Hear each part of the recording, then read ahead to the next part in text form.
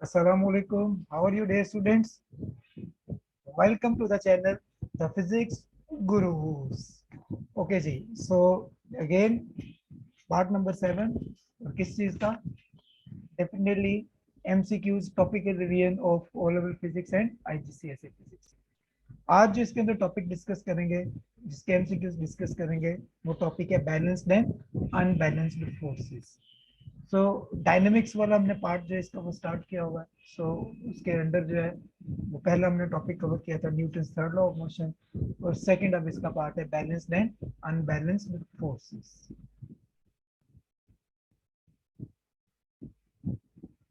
अब balanced and unbalanced forces के अंदर दो तीन चीजें हम जो वो डिस्कस कर लेते हैं, और उसके लिए इन डायग्राम्स को हम कंसीडर करते हैं. लेफ्ट साइड पे कितनी फोर्स एक्सर्ट हो रही है? 3 न्यूटन. राइट साइड पे भी कितनी है? 3 न्यूटन. सो इट्स मीन कि दोनों साइड पे फोर्सेस की मैग्नीट्यूड सेम है, डायरेक्शन ऑपोजिट है, तो रिजल्टेंट फोर्स कितनी आ जाएगी? Resultant force will be equals to 0. तो इट्स मीन के फोर्सेस क्या होंगी? बैलेंस्ड. अब बैलेंस्ड फोर्सेस में दो चीजें हैं. बैलेंस्ड फोर्सेस में या तो बॉडी किस में होगी? स्टेट ऑफ रेस्ट में होगी, और अगर मूव कर रही है तो फिर मूव करेगी विद यूनिफॉर्म स्पीड के साथ. जैसे पैराट्रूपर वाली एग्जांपल हमने देखी थी काइनेमेटिक्स में, कि जब पैराट्रूपर टर्मिनल वेलोसिटी पे पहुंच जाता है तो उस केस में फिर क्या होता था? एयर रेजिस्टेंस और वेट दोनों क्या हो जाते थे? Equal. So it's mean in that case जो फोर्सेस थी वो क्या हो जाती थी? They becomes balanced. और डेफिनेटली जब बॉडी रेस्ट पे है तो according to that F is equal to m a. जब बॉडी रेस्ट पे है तो उसमें कोई एक्सेलरेशन प्रोड्यूस नहीं होगा, और force will be equal to 0. So if forces are balanced, तो there are two probabilities, two possibilities. Number one, यहाँ तो बॉडी रेस्ट पे है, या फिर बॉडी यूनिफॉर्म स्पीड से मूव कर रही है. इन दोनों केसेस में इवन अगर बॉडी रेस्ट पे या यूनिफॉर्म स्पीड से मूव कर रही है तो there will be no acceleration. क्योंकि एक्सेलरेशन कब प्रोड्यूस होता है? जब बॉडी पे क्या एग्जर्ट हो, कोई नेट फोर्स एग्जर्ट हो, एट दैट टाइम उस पे एक्सेलरेशन प्रोड्यूस होता है. ओके. अब आते हैं जी इस केस में. लेफ्ट साइड पे कितनी फोर्स है? 3 न्यूटन. राइट साइड पे कितनी? 5 न्यूटन. तो डेफिनेटली अब ये फोर्सेस बैलेंस्ड है अनबैलेंस्ड? अनबैलेंस्ड है. राइट साइड पे 5 Newton is larger value, left side पे 3 न्यूटन इज स्मॉलर वैल्यू. तो बॉडी मूव करेगी on the right side with the net force of 2 Newton, और इस बॉडी में क्या प्रोड्यूस होगा? एक्सेलरेशन. लाइकवाइज यहाँ पे अगर हम देखें तो इस बॉडी पे एक्ट कर रही है दो forces, but these two forces are in the same direction, तो दे विल एड अप, और एड अप होके इसका मतलब है कि राइट साइड पे कितनी फोर्स एक्सर्ट होगी? 11 न्यूटन. सो नेट फोर्स आ गई है, resultant force is 11 Newton. Unbalanced forces है तो बॉडी में क्या प्रोड्यूस होगा? एक्सेलरेशन. लाइकवाइज यहाँ पे अगर हम देखें तो लेफ्ट साइड पे टू फोर्सेस, राइट साइड पे भी टू फोर्सेस, तो 4 + 3 7 Newton on the left side and 6 + 5 Newton on the right side. तो ये टोटल बन गई 11 न्यूटन, ये 7 न्यूटन. तो इस केस में जो नेट फोर्स एक्ट करेगी या रिजल्टेंट फोर्स एक्ट करेगी वो डबल एरो से हम शो करेंगे. वो राइट साइड पे 4 न्यूटन, और इसमें भी क्या प्रोड्यूस होगा? एक्सेलरेशन. और वेलोसिटी ऑफ द बॉडी कब चेंज होती है? By applying the force. ठीक है जी. If speed of the body change हो या डायरेक्शन ऑफ द बॉडी, या दोनों भी साइमल्टेनियसली चेंज होते हैं, तो फिर वेलोसिटी चेंज होगी. और जब भी वेलोसिटी चेंज होती है तो बॉडी में क्या प्रोड्यूस होता है? Acceleration. So let's start the MCQs. I hope ये क्लियर हो गया होगा बैलेंस्ड एंड अनबैलेंस्ड फोर्सेस का. ओके जी. अब इसके accordingly airship is moving forward at. अच्छा, अब ये मूव कर रही है फॉरवर्ड. इसका मतलब है कि ये वाली फोर्स लार्जर, इस डायरेक्शन में बॉडी मूव कर रही है as compare to backward force के, लेकिन कांस्टेंट हाइट है. तो हाइट जब कांस्टेंट है तो इट्स मीन के अपवर्ड एंड डाउनवर्ड फोर्सेस कौन सी है? बैलेंस्ड है. क्योंकि एक ही हाइट पे वो क्या कर रही है? एयरशिप ट्रेवल कर रही है, बट मूव कर रही है in the forward direction. So which statement is correct? Gravity no longer has any effect. Gravity का इफेक्ट तो होगा, हमेशा ग्रेविटी का इफेक्ट रहता है. Airship has now zero mass. No mass zero कभी भी पॉसिबल नहीं है. पोटेंशियल एनर्जी जीरो, नो, क्योंकि एक पर्टिकुलर हाइट पे और पोजीशन की वजह से जो एनर्जी स्टोर्ड है वो पोटेंशियल एनर्जी है। तो with respect to earth potential energy exist करेगी। अब क्योंकि उसने क्या यहाँ पे हमने अंडरलाइन किया है, अंडरलाइन हमने किया है कांस्टेंट हाइट। तो हाइट कांस्टेंट का मतलब है कि upward and downward forces are balanced. कौन सी ऑप्शन करेक्ट है? Option D. Okay, next MCQ. A hollow ball is released from the bottom of a pool. After a short time, it rises at constant speed. Okay. अब speed उसकी क्या हो गई? Constant. It's mean के forces क्या होंगे यहाँ पे? Balanced forces. कांस्टेंट स्पीड आती ही बॉडी की कब है?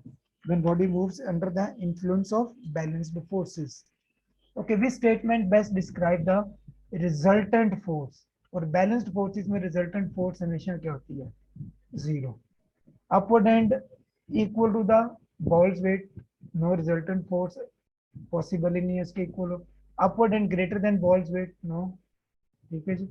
और upward and less than, no. तो बैलेंस फोर्सेस में क्या लिखा है मैंने राइट साइड पे कि व्हेन फोर्सेस आर बैलेंस्ड और एक्ट करनी बॉडी पे, तो फिर इसका मतलब है कि उनकी रिजल्टेंट फोर्स क्या होगी? जीरो के इक्वल। तो which option is correct option? So option D is the correct answer. Option D is the correct answer. Okay जी, next MCQ. Okay, next MCQ. A person just sports a mass of 20 kg suspended. Suspended का मतलब क्या होगा? अब यहाँ पे ये लिखने कि ये रेस्ट में है। रेस्ट का मतलब है कि फोर्सेस क्या है यहाँ पे? बैलेंस्ड है। अच्छा जी, तो एक अपवर्ड और एक डाउनवर्ड है ना, forces are balance. So what is the resultant force acting on the mass? तो जब फोर्सेस बैलेंस होगी तो रिजल्टेंट फोर्स किसके इक्वल होगी? जीरो के इक्वल। सम टाइम यहाँ पे स्टूडेंट्स क्या कर देते हैं कि ये 20 kg है तो यहाँ पे वो 20 न्यूटन लिख देते हैं, यहाँ 200 कर देते हैं, क्योंकि W is equals to mg। तो 20 इंटू 10 तो 200 न्यूटन। ऑब्वियसली वेट तो इतना ही एक्ट करेगा, यानी फोर्स इतनी एक्ट करेगी, बट क्योंकि अब ये फोर्सेस बैलेंस्ड है तो उसने रिजल्टेंट फोर्स पूछी है। तो रिजल्टेंट फोर्स ऑलवेज क्या होती है बैलेंस्ड फोर्सेस में? Equals to zero. तो option A is the correct answer. Okay जी, नेक्स्ट एमसीक्यू इसका देखते हैं। अच्छा, इंटरेस्टिंग एमसीक्यू है। और an aircraft flying at constant height, height उसकी अब कांस्टेंट है। तो हाइट कांस्टेंट होने का मतलब है कि उसकी अपवर्ड एंड डाउनवर्ड फोर्सेस क्या हो जाएंगी? Equal. And is gaining speed. Gaining speed का मतलब है कि जो फॉरवर्ड फोर्स है, अच्छा इस जगह पे उसने ये बता दिया कि जी lift due to wings upward force, or air resistance backward force, the thrust due to the engine forward force, W weight। तो इट्स मीन कि यहाँ पे क्योंकि गेनिंग स्पीड है तो इट्स मीन कि जो T इज ग्रेटर देन किससे होगा? R से। क्योंकि ये T ग्रेटर R से होगा तो वो फॉरवर्ड डायरेक्शन में एयरप्लेन जो है ट्रेवल करेगा।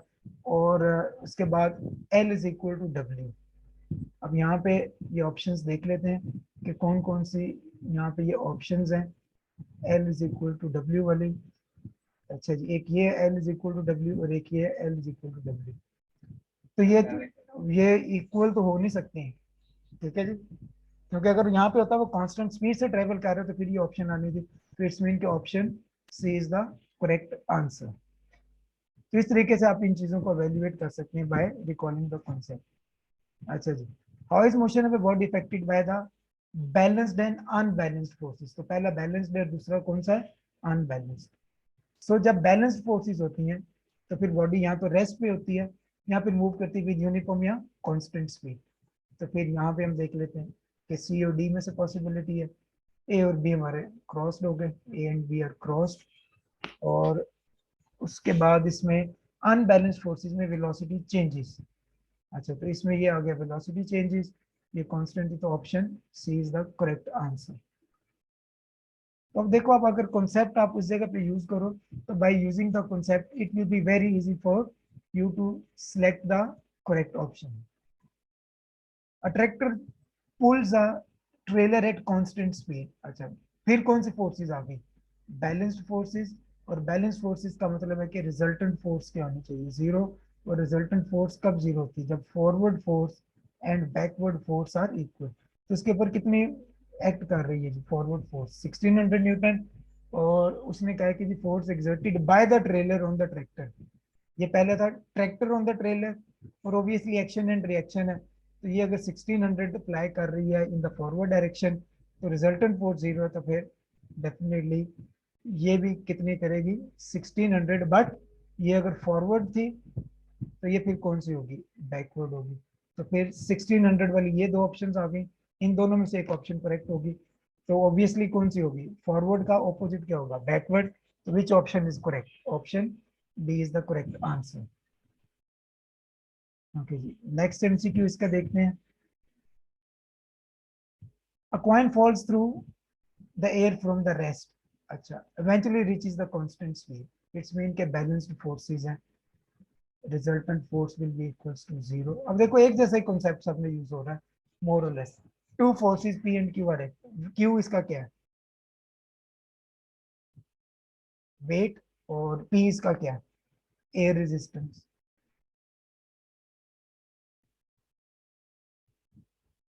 Okay, what happens to the force P and the resultant force acting on the coin before it reaches the constant speed?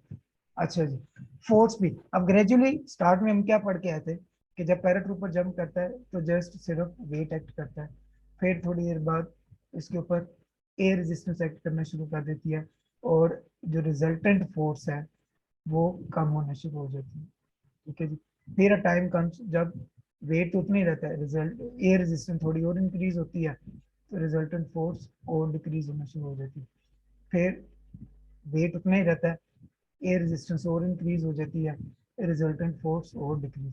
क्योंकि resultant force before reaching the जो है वो terminal velocity, resultant force has to decrease and equals to zero. तो it's mean के resultant force decreases, इन दोनों option में से कोई होगी।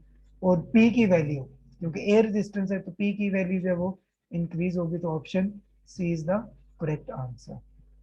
So again and again वो सेम कॉन्सेप्ट इस जगह पे यूज होंगे, but you have to recall them. Okay जी, diagram shows three forces acting on a block. 3 + 2 कितना हो गया जी? 5 न्यूटन। और ये कितना है? 11 न्यूटन। अच्छा जी, which additional force will produce the resultant of 3 newton to the left? अच्छा जी, अब 3 न्यूटन टू द लेफ्ट है। अब यहाँ पे इट्स मीन के 11 + 3 = 14।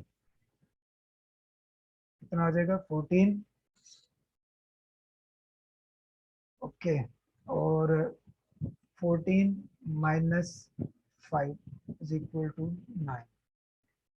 तो इट्स मीन कि यहाँ पे अगर मैं 9 न्यूटन एड अप कर देता हूँ, तो 9 + 3 12, 12 + 2 14, 14 न्यूटन इधर आ गई,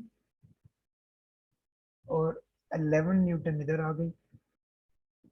अब रिजल्टेंट देख लो आप कि 3 न्यूटन टूवर्ड्स लेफ्ट बनेगा, तो फिर कौन सी ऑप्शन करेक्ट है? Option C is the correct answer. ठीक है, इनको एड अप करके 11 प्लस आपने क्या कर दिया, क्योंकि 3 न्यूटन इस जगह पे एडिशनल थी, तो 11 + 3 14। इट्स मीन के राइट साइड पे भी 14 होगी, तो फोर्सेस विल बी बैलेंस। तो फिर वहां पे 14 - 5 कर दिया, क्योंकि टोटल फोर्स 5 न्यूटन एक्ट कर रही थी। डिफरेंट मेथड से आप इसको सॉल्व कर सकते हैं। Balance force is acting on a moving body.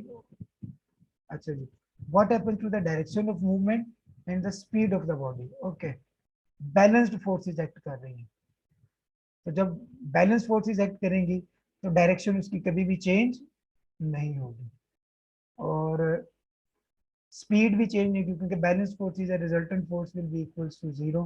तो यहाँ तो बॉडी रेस्ट पे होगी, बॉडी मूव करेगी with uniform speed. It's mean की स्पीड चेंज नहीं होगी, तो which option is correct? Option D is the correct answer. Okay जी, number 10। The diagram shows block of a stone on a rough surface, horizontal surface. Force B acts on the block as shown in figure. The block is at rest. A friction force F acts on the block.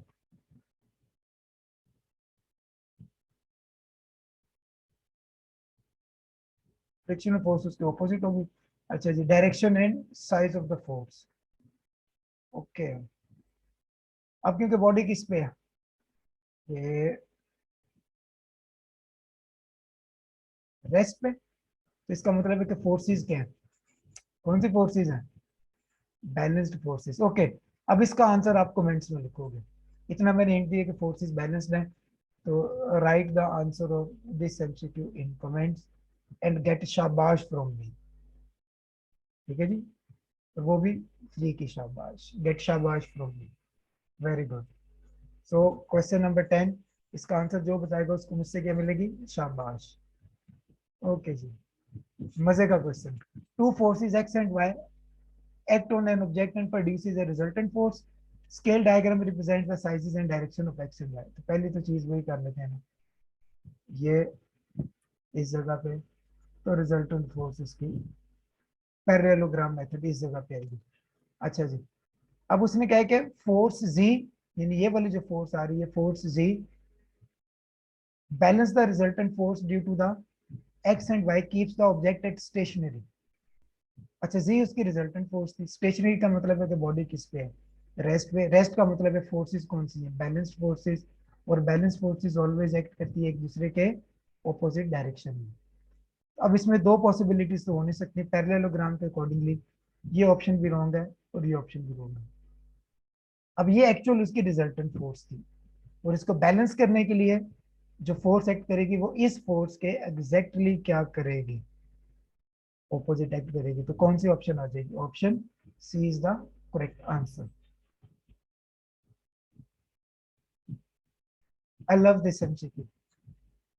Hanging, hanging basket, इसका मतलब है किसमें है, rest में। कौन सी forces हैं, balanced forces हैं। बैलेंस फोर्सेस का मतलब है कि रिजल्टेंट फोर्स कितनी है, zero.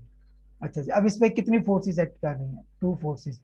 The weight of the basket is 80 newton and the weight of the bracket is 20 newton. Since these two forces are acting in the same direction, तो इनको add up कर लेते हैं, तो ये कितना बन जाएगा, 100 Newton. Since the body is at rest, तो इट्स मीन के 100 न्यूटन अगर नीचे एक्ट कर रही है, तो फिर upward force exerted on the basket by the wall, bracket by the wall, तो फिर